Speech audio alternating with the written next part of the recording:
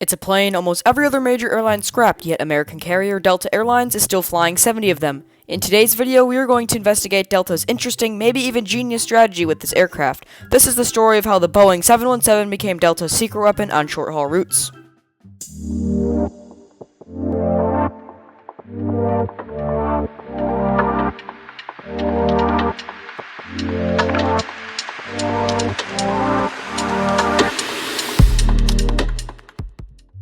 The Boeing 717, an interesting T-tailed jet with rear-mounted engines, is a rare sight in the skies today. While most airlines long ago retired the small airframe, the final descent of the Douglas DC-9, Delta Airlines has done the opposite. Delta didn't just keep them, they took on nearly the entire remaining fleet.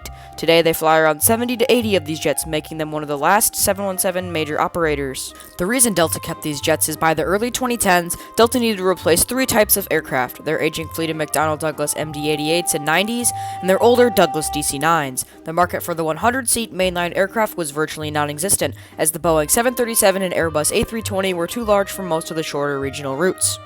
In 2015, Southwest Airlines merged with AirTran Airways, which operated a fleet of 88 Boeing 717s. Southwest's strategy is to operate a simple fleet of only Boeing 737s, and they had no use for the 717s. So, Delta Airlines swooped in and secured a long-term lease for the entire fleet of AirTran 717s at extremely cheap rates. This low-cost solution instantly filled a critical gap in Delta's network with a modern, reliable regional aircraft. The Boeing 717, originally designed as the McDonnell Douglas MD-95, shares a common design heritage with the MD-80 and DC-9 aircraft that Delta was retiring. Crucially, the 717 shared the same pilot type rating as Delta's old MD-88s and DC-9s. This meant that pilots could easily transition, eliminating massive training and crew transition cost. By replacing older, less efficient regional jets with the 110-seat 717, Delta could offer passengers with a better experience, converting a two-class cabin regional flight into a full mainline service with first-class and Delta Comfort Plus seats, along with amenities like Wi-Fi. However, the time for the aging 717s is finally coming to an end, mainly caused by maintenance costs and the need for newer, more fuel-efficient technology. Delta has already found its replacement, the Airbus A220. The A220 offers similar capacity, superior range, and significantly lower fuel burn. While the retirement date was set for the end of 2025, delivery delays of the new Airbus A220s mean Delta's final 717 farewell will likely stretch into the late 2020s or even possibly the early 2030s. Even though some are over 25 years old, the last Mad Dog alive still plays an important role in Delta's fleet.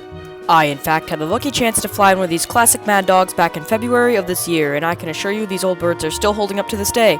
I enjoyed my joyride so much that I'm flying on the 717 again in the summer of 2026, so be sure to stay tuned for that.